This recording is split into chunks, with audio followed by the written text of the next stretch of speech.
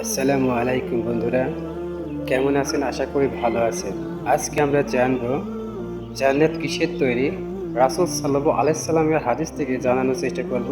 চলুন গুরুত্বপূর্ণ ভিডিওটি দেখে আসি। কিসের তৈরি? দুনিয়া মানুষের আসল ঠিকানা নয়, মানুষের আসল ও শেষ ঠিকানা পরকাল। পরকালে মানুষের বসবাসের জন্য থাকবে দুটি ব্যবস্থা, তার একটি হলো জান্নাত, আরেকটি হলো জাহান্নাম।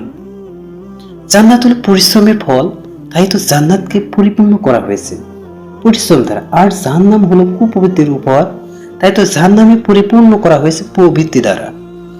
যারা কুপ্রবৃত্তি নিজেকে নিযুক্ত করে, ভালো কাজে নিজেকে যোগ্য করে করবে, তাদের চিরস্থায়ী আবাস হবে জান্নাত।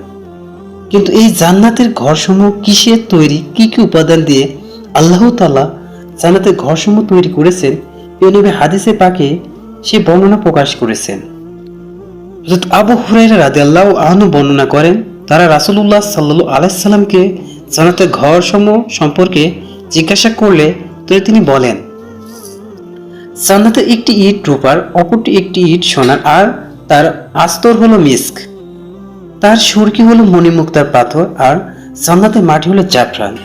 যে ব্যক্তি একবার জান্নাতে প্রবেশ করবে, সে জান্নাতের নিয়ামত ভোগ করতে থাকবে, কখনো সে হতাশ হবে না। জান্নাতে চিরকাল থাকবে, সেখানে সে কখনো মরবে না, তাদের পরিধেয় কাপড় কখনো পুরাতন হবে না, এবং তাদের যৌবন কখনো শেষ হবে না। তিরমিজি, মুসনাদ আহমেদ। সুতরাং জান্নাত লাভে মুমিন মুসলমানের উচিত অন্যায় ও প্রবৃত্তি থেকে নিজেদের হেফাজত করার পাশাপাশি ন্যায় সত্যের পথে কঠোর পরিশ্রমে নিজেকে নিয়োজিত করা জরুরি।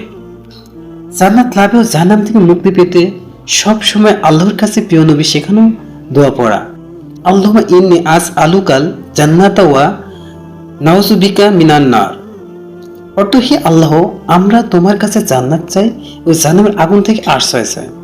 আল্লাহ তাআলা মুসলিম উম্মাহকে সোনা রূপা মিশক মণিমুক্তা পাথর ও জাফরান দ্বারা নির্মিত জান্নাতের সর্বোচ্চ মাকাম লাভ করার তৌফিক দান করুক, জান্নাতুল ফেরদৌস লাভ করার তৌফিক দান করুক, আমিন। ভিডিওটি যদি ভালো লাগে অবশ্যই শেয়ার করে সাথেই থাকবেন।